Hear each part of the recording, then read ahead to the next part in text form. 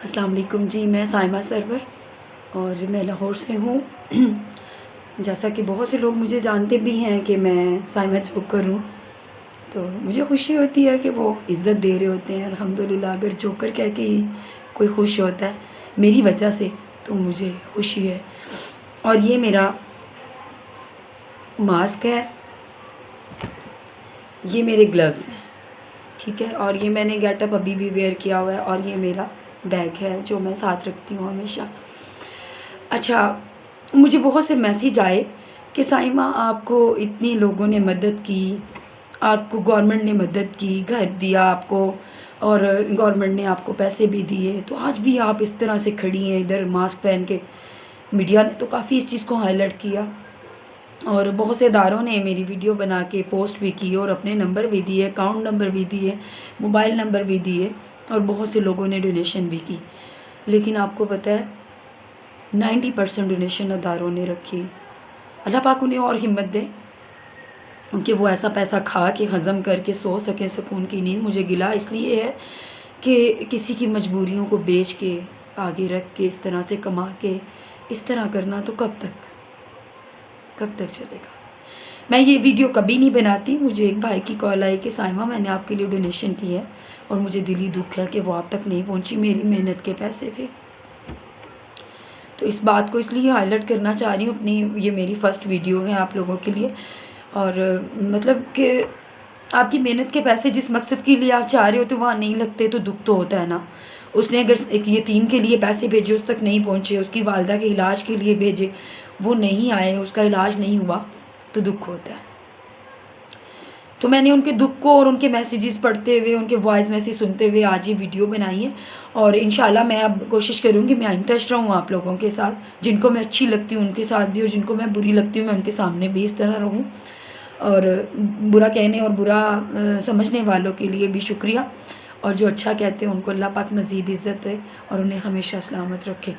और ना, आपको पता है दिली दुख होता है जब मैं रात को थकी हुई घर आती हूँ, अपनी वालदा की चीज़ें लेके, मेडिसिन लेके, ये सब कुछ ईच एंड एवरीथिंग मैं खुद कर रही होती हूँ, तब मुझे बहुत दुख होता है जब मुझे इस तरह के मैसेज आते हैं कि शायद इसको फेम का शौक़ था, या है, या पैसा कमाने का शौक़। तो देखें, मेरे पास तो बहुत से रास्ते थे, आप में से ही कई लोग खड़े हो जाते मुझे तमाशा बनाने के लिए।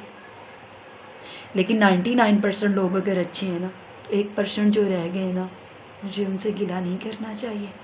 सिर्फ़ उन्हें इतना ही कहूँगी, अल्लाह आपको हिदायत दे, अल्लाह आपको खुश आबाद रखे। और जो लोग किसी यतीम के नाम पे कमा के पैसा खा रहे हैं, मुझ नहीं, मुझ कई बच्चे हैं यतीम हुए, कई बच्चे यतीम हैं। एक मैं ही यतीम नहीं हूँ दुनिया में, मैं ही मजबूर नहीं हूँ, ठीक है। तो मेरे ही 2 भाई फोत हुए और बाप फोत हुए। बहुत से लोगों के ख़ानदान नहीं है दुनिया में, माँ बाप नहीं है। तो उनसे यही कहूँगी कि मेरे बाबा कुछ नहीं ले गए थे साथ, मेरे भाई कुछ नहीं ले गए थे अपने अमालों के सिवा, वो हिसाब अल्लाह ने रखना है। तो आप भी कुछ नहीं साथ लेके जाएंगे, कब्र में आप अकेले जाएंगे। पता नहीं आपको कफन भी नसीब होगा कि नहीं, पता नहीं आपको ज़मीन भी कबूलती है कि नहीं। आपको पता है ज़मीन को भी इख्तियार है, मट्टी भी इख्तियार रखती है हमें, वो रखती है अपने अंदर या नहीं रखती, या हमारे साथ वो क्या हशर करती है। मैं कोई आलमा फाजला नहीं हूँ, लेकिन जितना मुझे मेरी माँ बाप ने सिखाया वो मुझे याद रह गया और याद रहेगा। मैं अपने हालात से ज़रूर लड़ रही हूँ, मैं डेली कलोन पहन के जाती हूँ, मैंने जगह बदल ली है। मैं आज भी मेहनत कर रही हूँ, छापे बेचती हूँ, बच्चों को एंटरटेन करती हूँ, टॉयज़ बेचती हूँ। मैं ज़मीर नहीं बेचती, मैं जिस्म नहीं बेचती। अगर मेरे मुसलमान भाई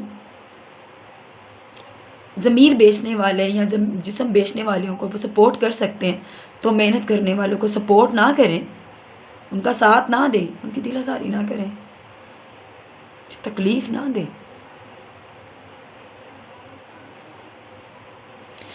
अब मुझे उन लोगों के सामने रोना अच्छा नहीं लगता जिनको ये पता ही नहीं है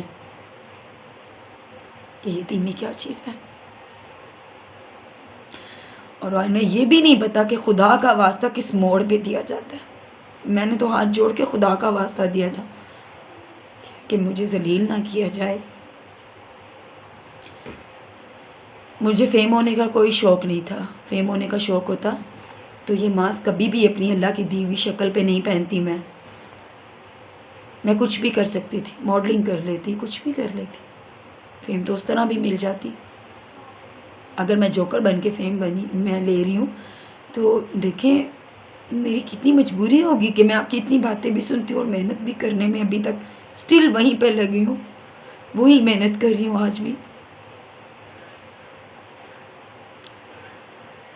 और जब मैं अपनी माँ को देखती हूँ ना बीमारी की हालत में हॉस्पिटल के स्ट्रेचर पे लेटे हुए, तो मुझे आपकी बातें कम तकलीफ़ देती हैं, तकलीफ़ ज़रूर देती हैं, दुख होता है मुझे।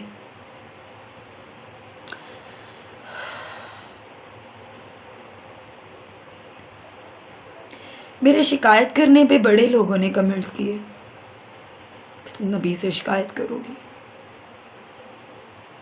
ज़रूर करूँगी।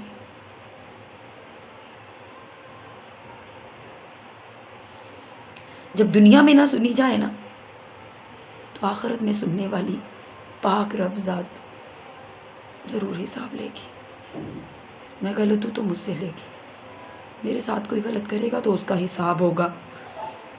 इसी याद पे ज़िंदा हूँ मैं अल्हम्दुलिल्लाह कि वहाँ पे सिफारिश नहीं चलेगी, वहाँ पे पैसा नहीं चलेगा, सब एक लाइन में खड़े हो जाएंगे।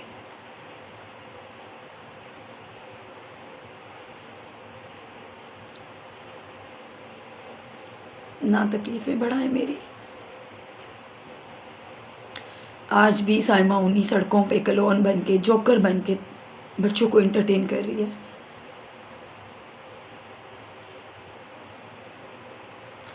शुक्रिया, मज़ीद कुछ नहीं है। शुक्रिया।